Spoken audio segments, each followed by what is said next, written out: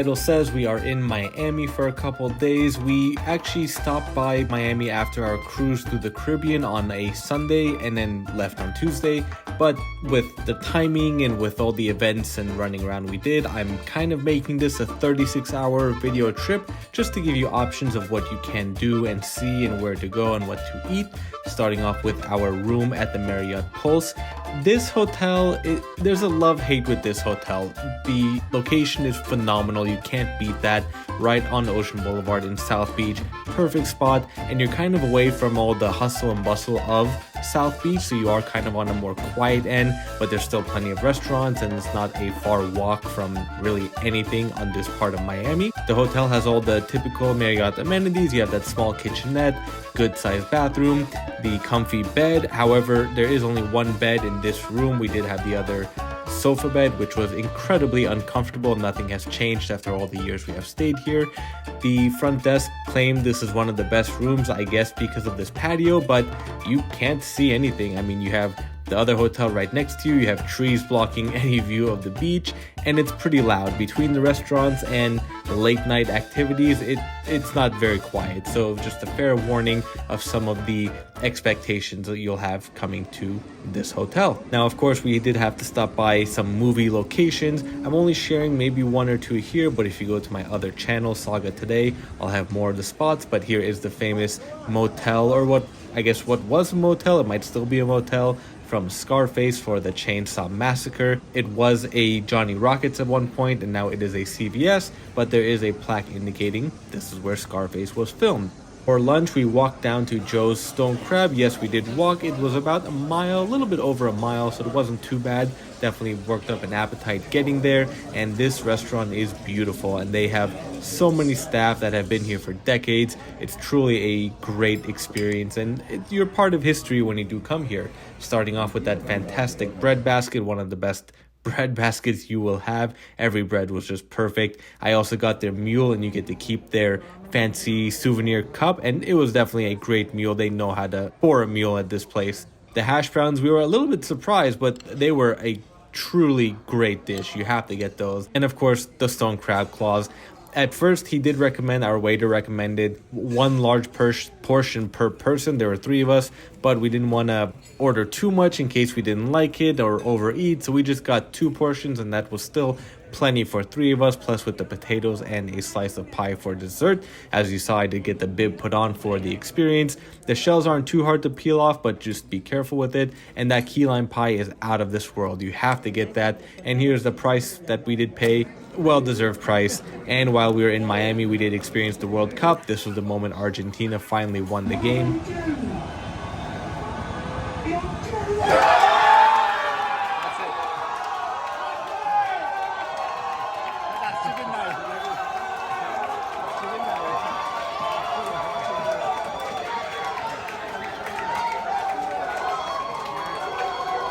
For dinner that same night, we went to Puerto Sagua. This is a fantastic Cuban restaurant.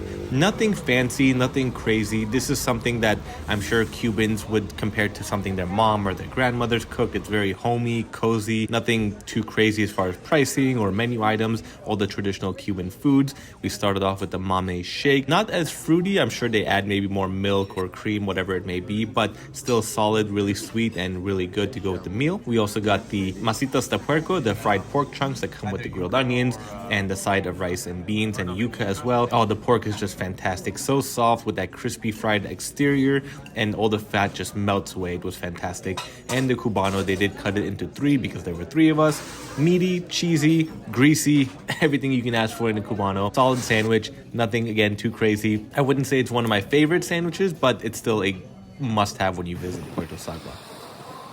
The following morning, we did head down to Versailles and spend some time in Little Havana. We aren't fans of the regular food at Versailles. We think that's kind of overrated and we haven't had good experiences, but the pastries and the coffee are always a must. They have a huge variety. If you're from LA or Southern California like me, this is kind of like Porto's, except Porto's is just mass produced. I like Porto's, but they have nothing on Versailles. I mean, Versailles, every single item you get is made from scratch, made with love. I know that's cliche to say, but you can really taste the quality in every item.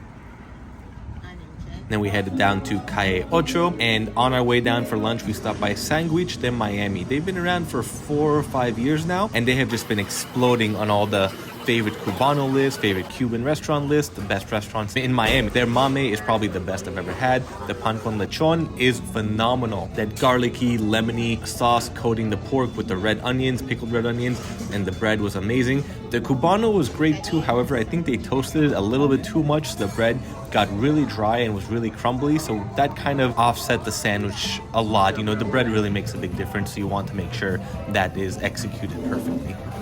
And then continuing down on Calle Ocho, we stopped by Ball and Chain and Azúcar, the ice cream place right next to it. Here you can see the big ice cream cone on top. They've been featured in some movies and different places, actually both Ball and Chain and Azúcar. And Azúcar just has a ton of great tropical Cuban flavors, some traditional-ish flavors. I mean, I didn't really look at the entire menu. I knew what I wanted as soon as I saw them. I got the Abuela Maria and the Café con Leche. They do drizzle some guava jam on top as well. Slightly sweet, super creamy and dense. And then we hung around Ball and Chain to watch and listen to the band and the dancers.